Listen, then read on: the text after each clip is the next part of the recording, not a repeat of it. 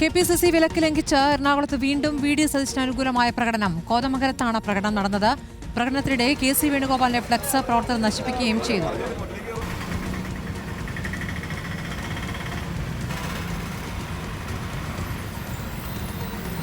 SS Sharan വിവരങ്ങളുമായി. ശരൺ, ഇപ്പോൾ കോതമംഗലത്തും KCയുടെ flux നശിപ്പിച്ചുകൊണ്ടുള്ള VD അനുകൂലികളുടെ പ്രകടനം നടക്കുകയാണ്. കോൺഗ്രസ് പ്രവർത്തകർ തന്നെയാണോ അതിൽ മുഴുവനായിട്ടുള്ളത്? അണികൾ എന്ന രീതിയിൽ കാണാവുന്നവരാണോ, അതോ നേതാക്കളുമുണ്ടോ, പ്രാദേശിക നേതാക്കളുമുണ്ടോ ശരൺ?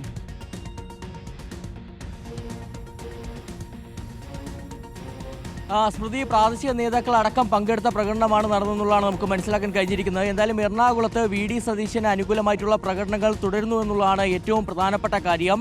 ഇന്നലെ നമ്മൾ വിവിധയിടങ്ങളിൽ, അതായത് VD സതീശന്റെ ജന്മനാട്ടിലും ആലുവയടക്കമുള്ള വിവിധയിടങ്ങളിൽ അനുകൂല പ്രകടനങ്ങൾ കണ്ടിരുന്നതാണ്. ശക്തമായ പ്രകടനമായിരുന്നു. ഇതിനിടയിൽ തന്നെ KPCC വിലക്ക് ഏർപ്പെടുത്തിയിരുന്നതാണ്. മുഖ്യമന്ത്രി ചർച്ചകൾ നടക്കുന്നതിനിടയിൽ പരസ്യമായ പ്രതികരണങ്ങളോ ഇത്തരത്തിലുള്ള പ്രകടനങ്ങൾക്കോ വിലക്ക് ഏർപ്പെടുത്തിയിരുന്നതാണ്. ആ വിലക്ക് ലംഘിച്ചുകൊണ്ടാണ് ഇന്ന് രാവിലെ കോതമംഗലത്ത് സമാനമായ വിധത്തിൽ പ്രകടനം നടന്നിരിക്കുന്നത്. അതായത് കോതമംഗലം മുനിസിപ്പാലിറ്റിക്ക് മുന്നിൽ നിന്ന് ആരംഭിച്ച പ്രകടനത്തിൽ 200ഓളം പ്രവർത്തകരാണ് പങ്കെടുത്തിരിക്കുന്നത്.